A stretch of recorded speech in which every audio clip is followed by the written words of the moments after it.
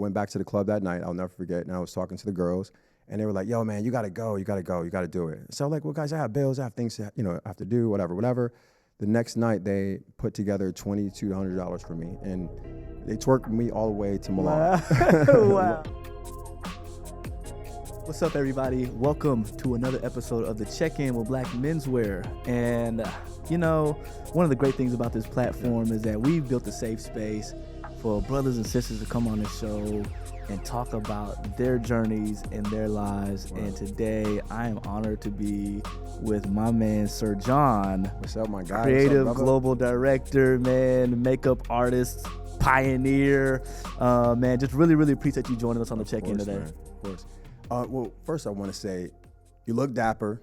We relate because I love, first of all, I'm really proud of you. I love how you lean into the idea of what excellence looks like from putting ourselves together, especially as black men.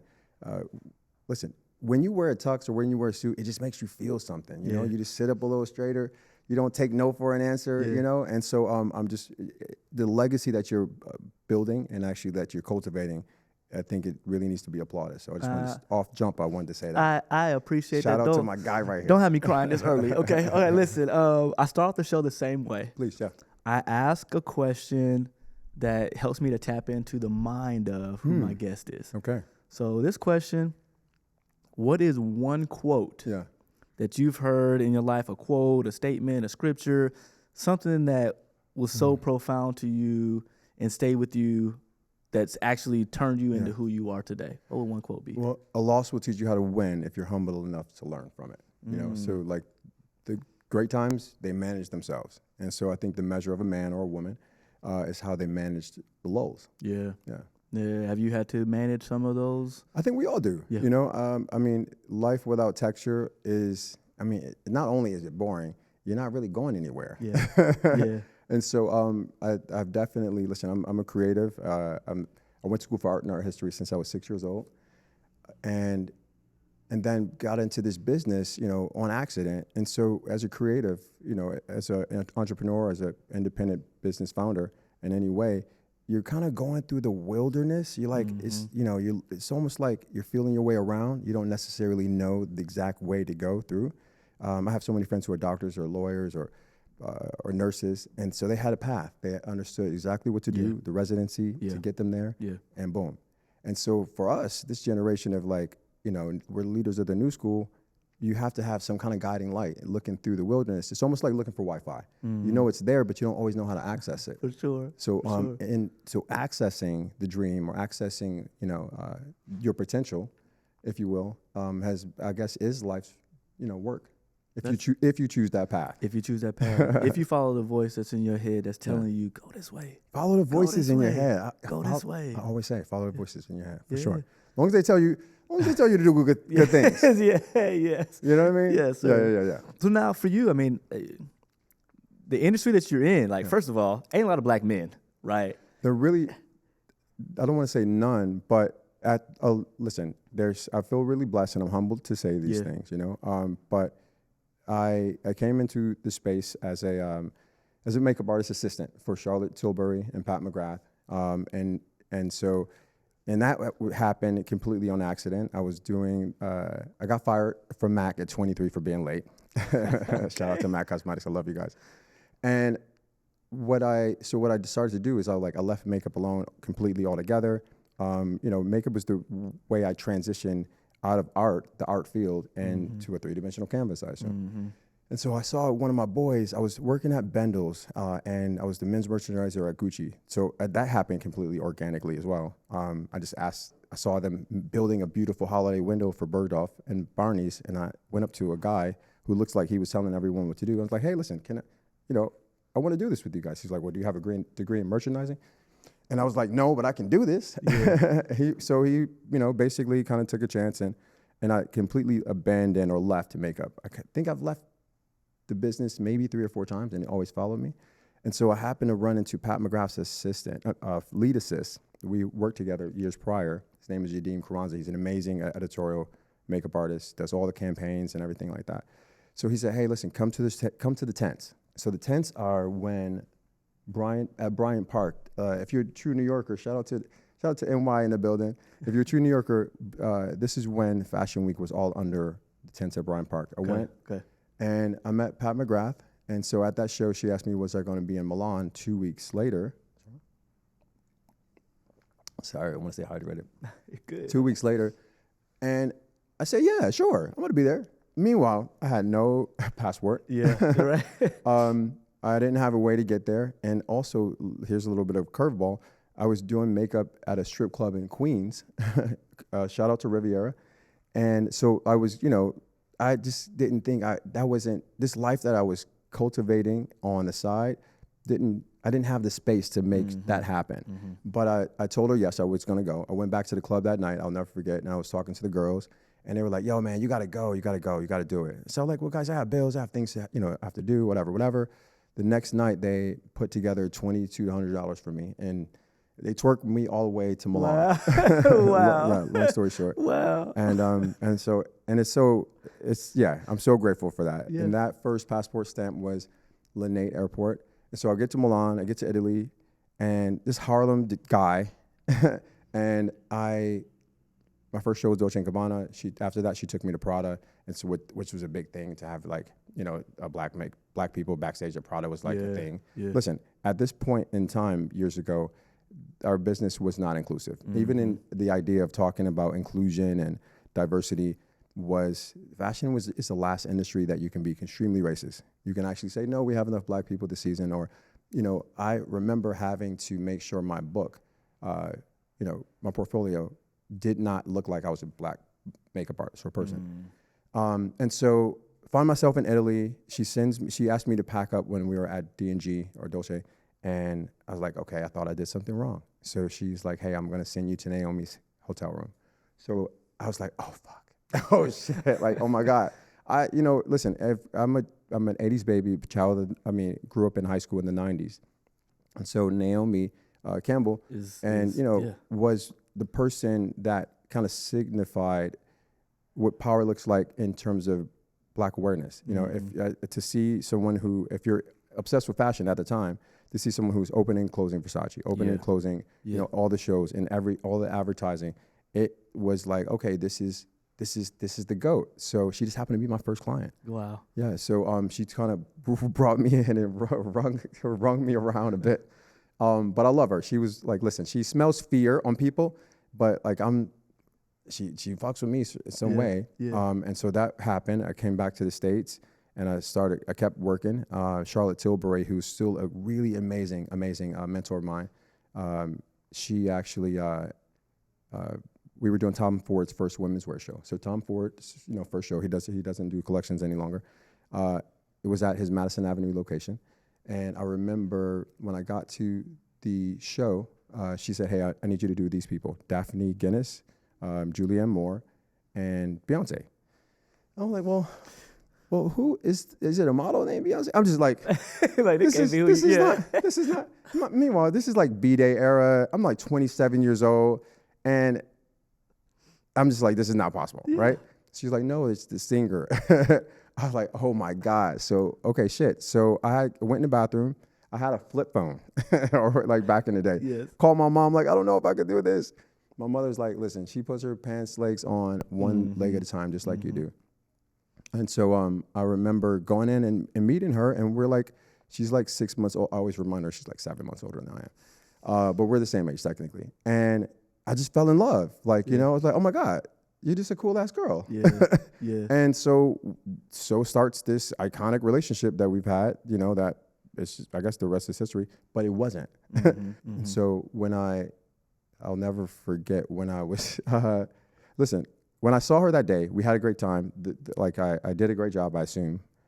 I didn't think I was going to see her again. She had a really great makeup artist already. The person who she was working with, her name is Francesca Tullo. So Francesca Tullo, she did Elizabeth Taylor's diamond fragrance ads. She did, the covers for Tina Turner. She all this stuff for Diana Ross. Cher. So to follow greatness, go behind greatness, can be intimidating. And I didn't know what else I could offer her that this woman couldn't do. So I never thought I would see her again. I was on the subway and I was getting blown up. Like, this is on the 3 line, because, you know, the 3 in New York is above ground. Okay. Yeah. Okay. Yeah. And I thought it was the IRS. I honestly, I didn't know who was blowing me up like this. And so I got, you know, I went to this office. All of my work was plastered all over these conference tables. The stuff I was doing with Carly and Naomi and all this other, whatever, Jordan Dunn at the time, Joan Smalls. And I was like, oh my God, this is okay. This is weird. They were like, well, we want you to go on tour with her and you know, and I knew, and in that tour they were shooting, we were going to film the self-titled album. Okay. I say that to say that they also asked me, they said, hey, you can't say that you work with her. You can't, you know, you can't, there's nothing about this. I have to be completely private. Yeah. So I'm the first person in the camp to ever post anything, which made me public enemy number 1, too. Or say that I'm working on this. So I was like, okay, well, this is great, guys, but I'm just starting to get some traction for myself. So I can't go underground for 7-8 months. It's gonna be suicide for my career. Yeah. Angie, who was her cousin, shout out to Angie, Beyoncé. And Angie was like, so, okay, get over that. And we're gonna do it anyway. Yeah. I was like, thank you, but no. Like, and I walked out and I left, and walking down Broadway feeling silly as hell. Silly as a motherfucker. Yeah. But I just knew I just couldn't do it. And so I got a call back the next day, and they said, hey, listen, well, everything has to get approved. You can't take, you know, they gave me the ringer of what it looks like. But how can, you know, she fights for autonomy to her own career and her own music and her own things as an artist, like Prince did and everyone else does. I'm not in the same lineage, but there's some kind of vibrational frequency where I'm on this, I happen to be in the same line at the moment. Yeah. And I just know this doesn't feel right. So I say that to say, you know, walk away when you don't feel like you should be. Listen to your gut. Yeah. Listen to the voices in your head. Yes. So I say all that to say that's how she and I started our relationship together. Yeah. I feel like I'm talking too much. I don't know. No, that's good. And I think the crux of coming back to that is really like, sometimes you have to take risks. Sometimes you have to follow your gut, follow your instincts, and see where they take you. I mean, when the fact that your twerk team helped you get to start your career is wild. Shout out to the squad. 35th and Steinway, Queens. No, but like people at that point, they believed in you more than you believed in yourself. Oh man, yeah. And now you fast forward to an industry, and again, to come back to an industry where, you know, now you see more. I would say you see more black male faces. More. Obviously, the industry is still dominated by white women. I would that's so true. Yes, say, but you know, you're opening doors. You're having people that now look at your journey and they say, you know what, I can. If that's the route that I want to go, I can. And it takes one to start that, to be a pioneer. Yeah. Right now, as you ascend all the way now, I mean, global director, creative director, like those. But Dre, in between there, between that hop, right? I just want to say, you know, I don't want to get too deep here. Come on, go as deep as you need to. At the same time, everyone else around me were doing music videos, right? And because that's where the money was, like, and I don't want to get, I saw a documentary this weekend. I don't want to get too deep into, but I just knew early on, like, I have a big name. I've had a big name since I was born. You know, my mom had to homeschool me when I was a child because my teacher was racist and she refused to call me Sir John. And so I've always like known that, okay, whatever project I work on is I'm gonna be attached to this for a while. So I starved, but I only wanted the same contracts, the same covers, the same deals that my white counterparts had. And I learned that from Naomi, you know, and Sam Fine. Shout out to Sam Fine. So for me, what equity looks like, and when I think about, are there a lot of black makeup artists working? Okay, cool. I'll rock with that. But like, how many are number one on a call sheet, you know? And for me, or like, how many have cosmetics campaigns? Yeah. And so that is the work. Yeah. Where I'm sitting, I feel like the work for me is like, how many of them are leading the charge fiscally and making sure that marketing departments or advertising knows that they're the person who actually is going to pull this forward. Yeah. Because I saw it happening for my contemporaries. Yeah. And so, I never compare. I never look in anyone else's pot, but I just knew my value, bro. I knew my value. Yeah. So. Was that one of the things that kind of got you? Like, if we go from, you know, being backstage to then being like, nah, I'm top of the line. Like, that's what in you gave you the right to fight for that? Well, I don't want to say the right, but what gave me license or courage, you know, I would say is because I knew what I was bringing. And so, like, if, you know, I'll say this, I would go in rooms and I would have to shrink myself. So I'm working with the biggest star in the world. You know, I also was the first creative director for L'Oreal Paris for over a decade, black or white or male or female. And so, but when I go into these rooms, I have to, like, you know, the beauty editor, the fashion director, I have to kowtow to them in a way.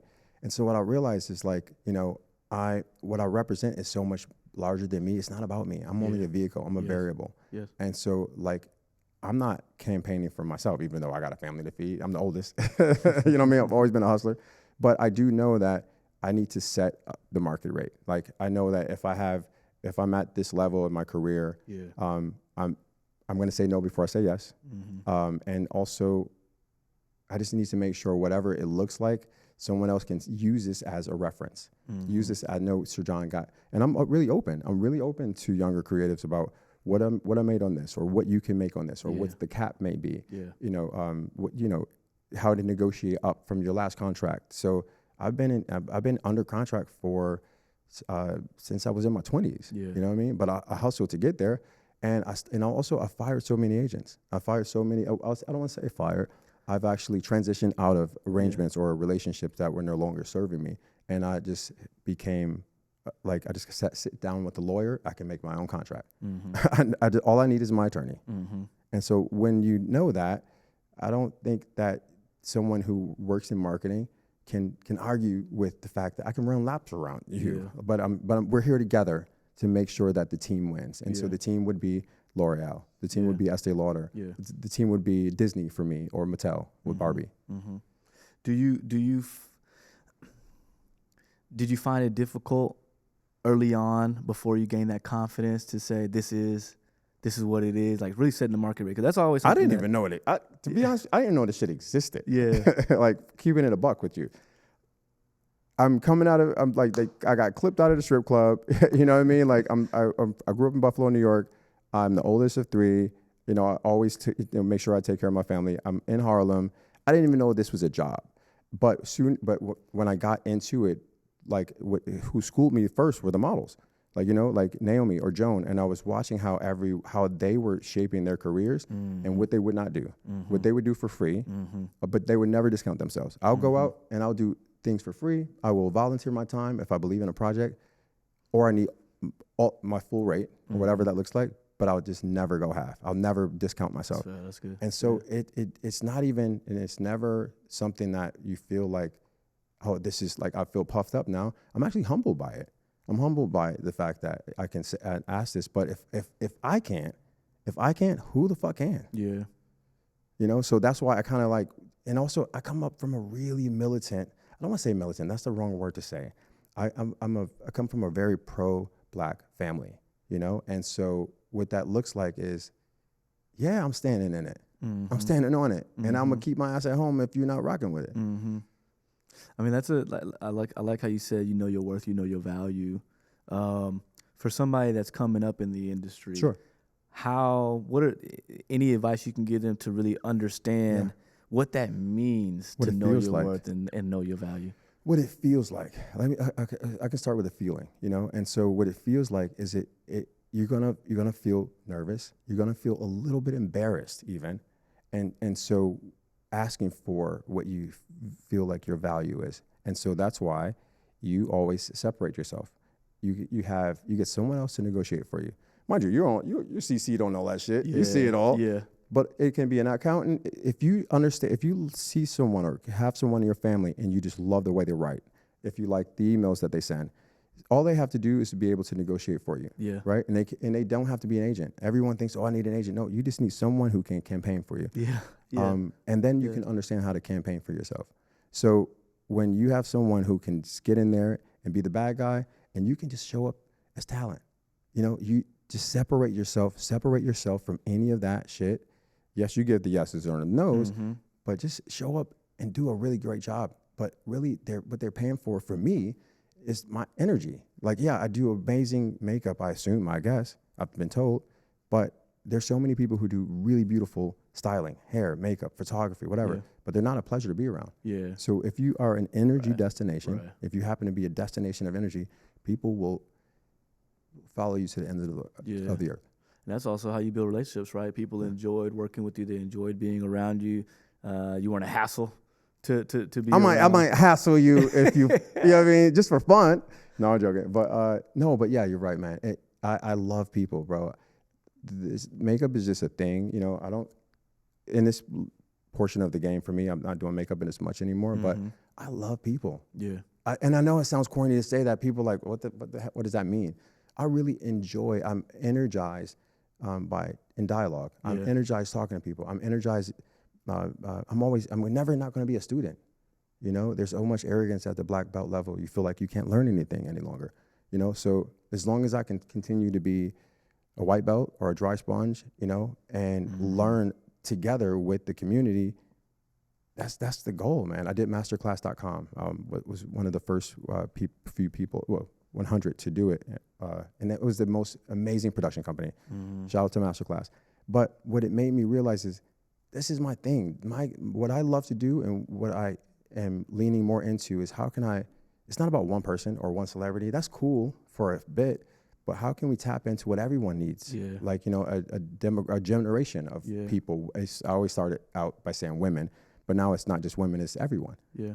So I hope that answers. No, it does. And it's, we just think about the position that you're in now, where you have the ability to shape the culture. You have the ability to, just come back to just to inspire other people.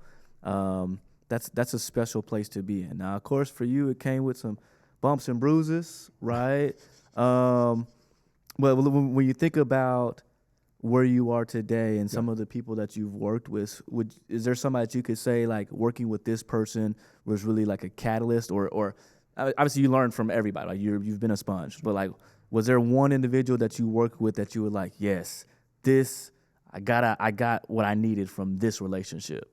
Who was really great for me? I love B. Like, honestly, she, like, I love the relationship we have. And so that helped a lot. Sam Fine was really, really amazing. Iman also. She always told me, hey, listen, you're having a moment, Sir John. You're hot right now, but turn this moment into a lifetime. Like, you can get here, but you have to stay here. And so that's kind of was always the thing, is like, okay, I also really understand the idea of, like, appearance. You have to jump in and jump out. Yeah. And so I don't really love social media. I don't really fuck with it like that. I don't, because I come from a space where I don't always think about videoing everything. I was always working on projects that were under embargo. So, like, what you doing with a phone? Like what you doing? Right. And I just didn't need it. And I'm not saying, and humbly stated, I'm not trying to pop my collar here. Listen, I didn't need it because I've been fly.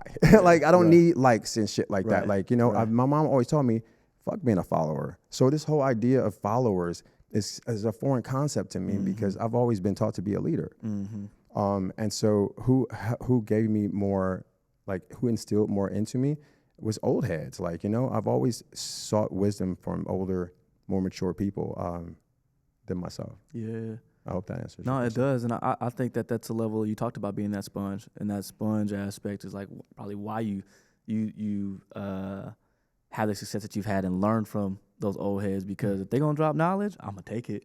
You know what I mean? I'm taking it, I'm using it, I'm going to apply it. Yeah. Flip it. Right. Some of it, might not be for you, but if of the 10 things you say to me, 3 of them I could take and run with, I'm going to take those 3. And I'm going to take the other 7 and put them in the back pocket, because I might need them on the next for sure. level of Super Mario Brothers. For sure. Yeah. Once we level up, I might be able to pull that out.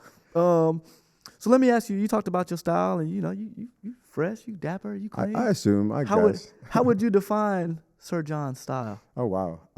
How would I define, Scott, how would you define Sir John's style?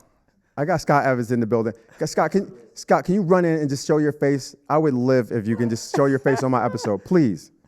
Guys, we have a effortless. fucking superstar in the building, and I have to say, if this man, hi baby boy, what's going on, my guy? What's up? The love is so real. Love is so real. I mean, effortless, timeless, effervescent, swaggy.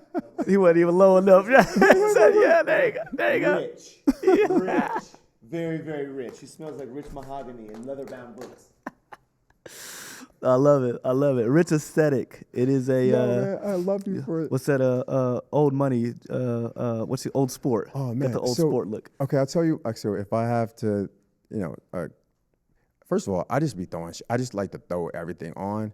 I'm somewhere between Frank Sinatra and a '90s drug dealer. Okay. Like I always wanted to look like a drug dealer when I was little, younger. Yeah. And I wanted they had the flyest leather out drip. Yeah. The cars.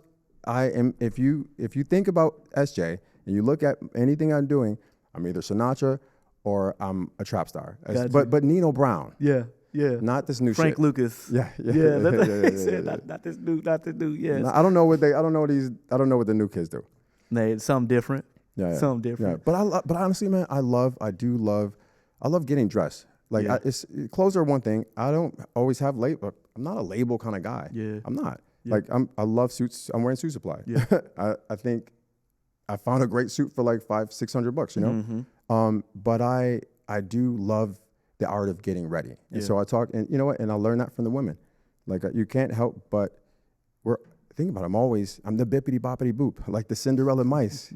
And so my whole career has been really the art of getting someone ready to hit a runway, to go on a stage and sing in front of millions of people, to do a cover, you know. So I love that moment. Sometimes I get ready and I'm like, do I even want to go to this? Do I even want to go where I was supposed to go right now? Because I can stay home. Yeah. Right. But yeah, so I hope that answered, yeah. I like that. I like the stylistic approach of the balance between a Sinatra and a drug dealer turns into 90s, to this. 80s, drug dealer. 90s. Yes, sir. Not a today. So, Sir John, you mentioned like, people talking about you need to do your own, line and stuff like that. And you're like, I've done that. It's cool. It is what it is, but it's not for me. Now you've taken a different role, right? As a creative director, a global creative director for multiple brands along the way. Now with Medicube, like, what about that kind of role do you find empowering? Why do you lean into that type of role versus just doing your own thing? So these are, how do I want to say this?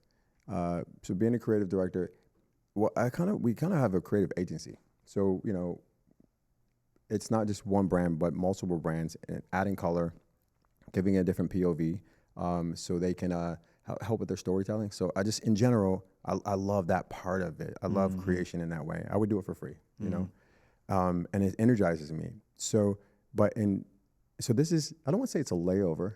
This is what I'm doing now, which is easy and fun. But what I'm birthing now is, it's my own thing, but it's just not color. So everyone's like, I want an eyeshadow palette. Girl, go online, child, and go back to whatever, like I've done that so much, and color doesn't excite me. What excites me is wellness. What excites me is how can you be beautiful everywhere? Intimate wellness.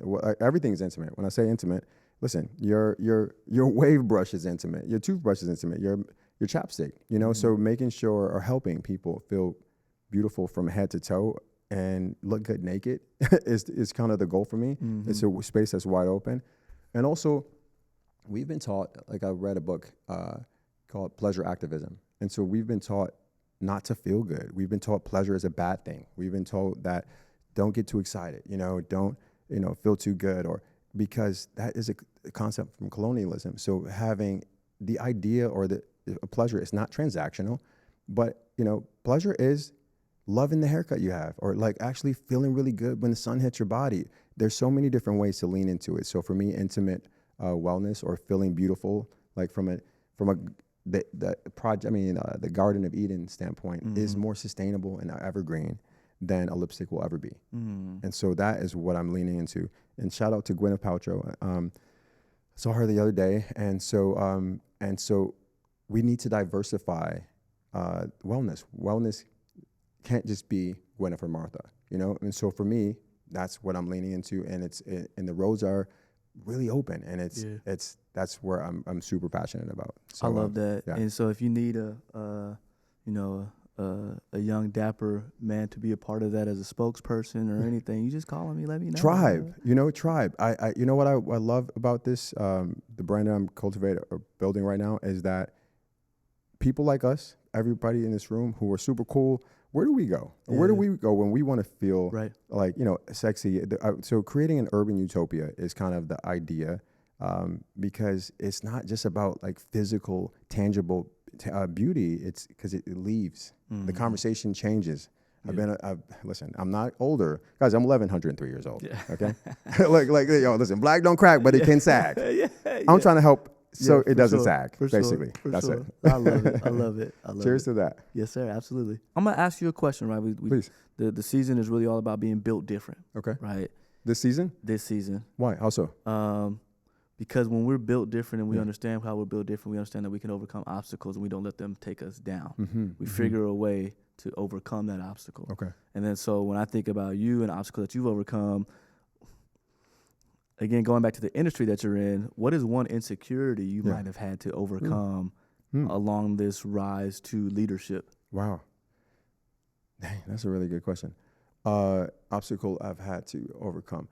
I would say there's so many people who feel like I should have done when people have an idea what they would do in your shoes. If I were you, I would have dropped the makeup line already. I have done it, you know what I mean? Through Disney, or I have cosmetics in South Africa. I don't want to do what my boys, what my contemporaries are doing. That's cool for them. I would be miserable if I'm doing what they're doing. I have what I want to do when I'm launching is completely in a novel direction. So I would say that, and then also what's the gift and the curse is, being associated in association with talent that I had to make a conscious decision to separate myself from talent so I can be seen for myself. Yeah. I don't like when I do articles, no Beyonce lead-ins. If I just want to mention her of a memory, cool. But at one moment, it was defining for me. A lot of people or companies thought that's all I could do. Right. But I would say one of the biggest things for me was I comfortable using my voice. I remember Eric Garner got choked. And so this is Twitter at the time. I had a L'Oreal contract. I remember I was talking to Kalana Barfield. She was the health and beauty director at InStyle at the time. And so Kalana I was like, hey, listen, I'm protesting. Me and my brother, we went to Grand Central and laid out like everyone else was protesting. I could not let the world know it because I was in jeopardy of losing my cosmetics contract. Yeah. But being vocal, this is years ago. Yeah. And now it's fashionable to be, but at the time it was just Twitter. So I was like, can I talk about this? It was burning me up that I could not be as authentic as I am. Yeah. I was taught to behave. Like even in this business, like I wear a close shave and I was taught to stay in line, so I can translate well. Not assimilate, guys. Yeah. So I can translate well. That's good. And so that was a little bit of a prison for me. And so when around the pandemic, when everything, we had the year of reckoning and uprising, I felt free. I felt free enough to be myself and to use my voice in this space, not just in beauty, but beauty is identity.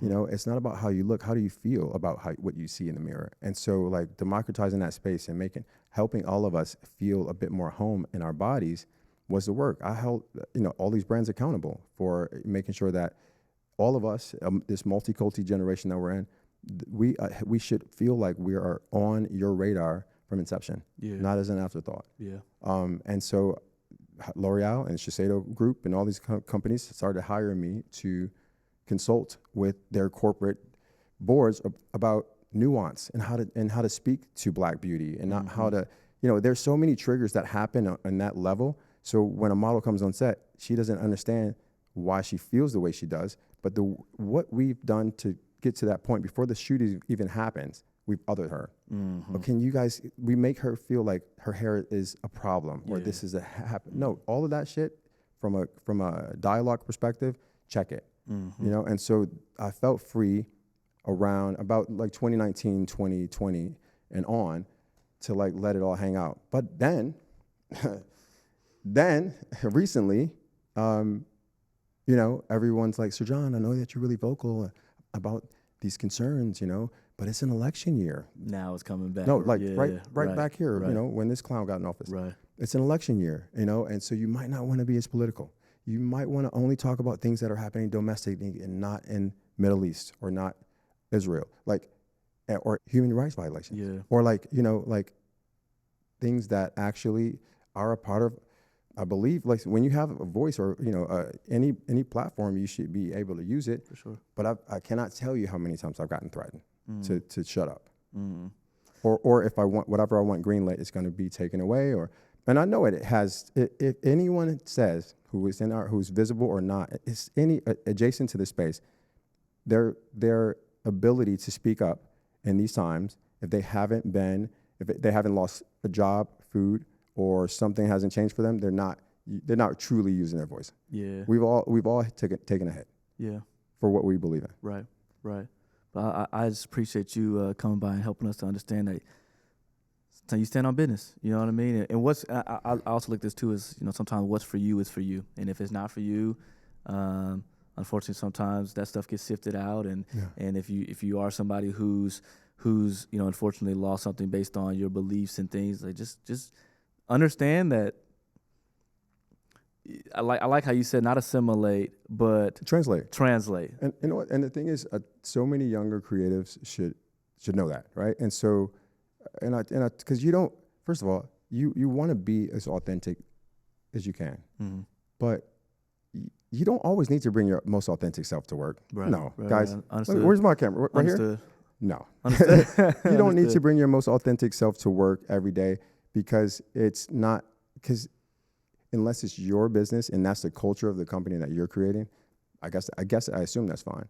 But we all need to be not chameleons, but we all need to be as pliable or as malleable as we can. Yeah. If we want to continue this mosaic that we call social or connection or business. Yeah. And so if I want my ideas to translate, well, listen, I'm an art school dropout. You know what I mean? Who was in the strip club? I still smoke blunts every night. But I do know that my ideas need to translate well to finance departments, to marketing departments. Yes. If I want to, I need to know how to campaign for myself. Yes. And so that's not about sounding any way except me, but just in the best, most edited version. Man, I really appreciate you stopping by and joining us, Sir John. Oh my God, bro! Listen, this is it. Well, first of all, I'm not sure if this is done, but I got a couple questions for you. Okay. I have a question, so we're gonna flip this on. What you got for me?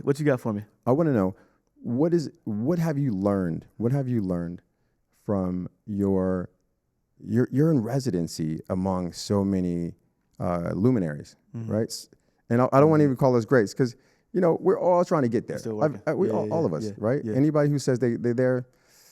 Nah, son. Yeah. Your time is going to come and go. But what have you learned or taken away going into the project that you did not have prior? I think for me, it's the confidence in being you in your space. I've always known that, you know, what God has for me is for me, but then to hear it in other people and to understand that their passions and how well they are comfortable in being them, the authenticity they have of being them, just gives you another level of confidence. Of like, for me, it's like what you're doing is right. What you're doing is it's just another level of confirmation when you're around so many people that are affirming themselves and hearing others affirm them, not affirming themselves from a space of like arrogance and confidence. No, it's affirming themselves from a space of like they've worked their butts off to get to where they are. And so for me to hear that coming from many different voices and perspectives, it kind of just allows me to settle in the things that we do. And for other people, for me to be able to pour into other people and like, nah, what you doing, it's going to pay off. Yes, sir. It's going to pay off. I see other people that are in the same, that were in the position that you're in years ago, and it paid off for them because they maintain their consistency and they maintain their authenticity. And so that's something that I've really been able to pick up from those luminaries that I'm now able to be in rooms with and have conversations with, is understanding who you are and being consistent in who you are will get you to where you're supposed to go. Wow. I have two more questions before we all right. Yeah. So do you, what do you predict? What do you predict with the knowledge or with, how much you've been able to, not even extract, but how you have allowed these stories to flower for our community? What do you predict that this may actually lend toward them that's tangible?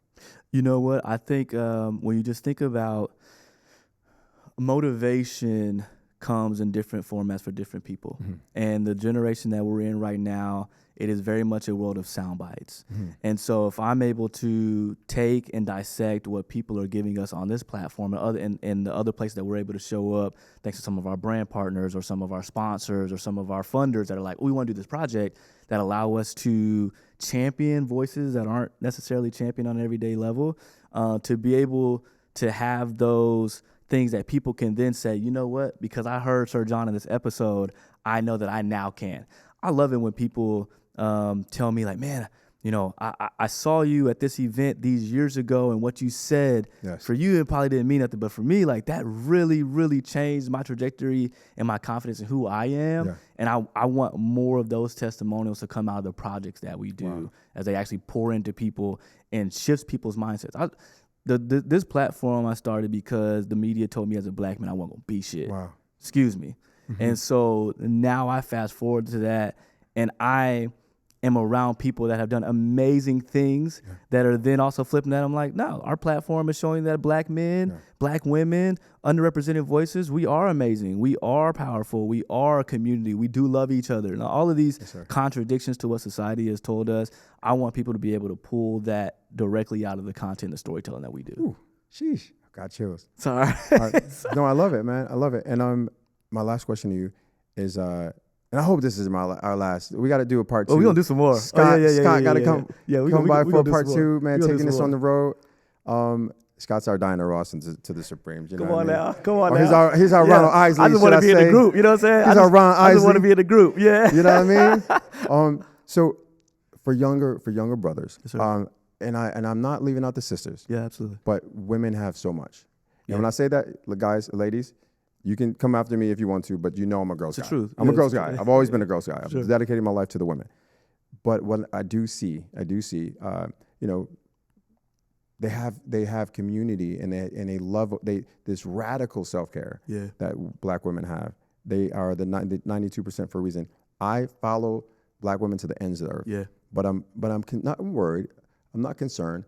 But I hope for a space for young black men to find more of themselves in an expansive way. Yes. So what would you say is a call to action? Would you, because of the voices that have been echoed in these halls, that you think that they could lean into? So what would you hope for them from a CTA perspective? I would say find your tribe. Find your tribe. Because a lot of young black men, I just look at myself 15 years ago, you know what I mean? Like you feel like you're isolated and you're on an island because you feel like nobody else knows what you're going through. But if you can find a tribe, and that tribe can support you, and they can motivate you, and they can pick you up when you're down, they can be there for you when you're going through, you're only a chain is only as strong as the weakest link. Right. And so you got to link up with other people in order to develop that chain. And so that would be my thing. It's like find your tribe, find those that positively pour into you. Now they're not kissing your ass. They're positively pouring into you. They're going to hold you accountable when you're doing the wrong things, but they're going to celebrate you when you're doing the right things. Yes, sir. And I know that community is so important. So when you find it, it helps to nurture you and helps to grow you. So seek out your community so that way you can actually find your tribe and you can be better for it. Find your tribe, nurture and grow. Nurture and grow. Fertilize the garden, baby. So look, you just took over my show. Look, this is what we're gonna do.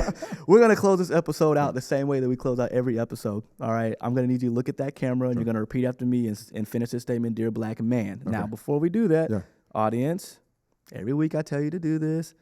You gotta subscribe to the channel. You gotta like the episode. Where's my woofer at? You gotta share. You gotta share this episode with somebody else because you never know who needs to hear the story of this brother from Buffalo that has been around the world. Via Harlem. Harlem grew me up, though. Oh, yeah, Buffalo via Harlem. New York through and through, all right?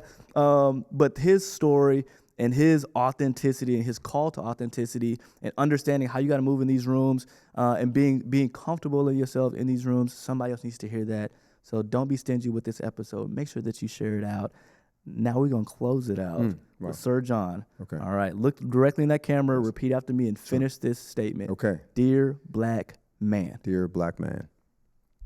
Dear black man, don't take no for an answer. When women say no is final, but like in every other sense, don't take no for an answer. If someone gives you a no, it's just meaning that you can't work with them or it's not the opportunity for a line at that time.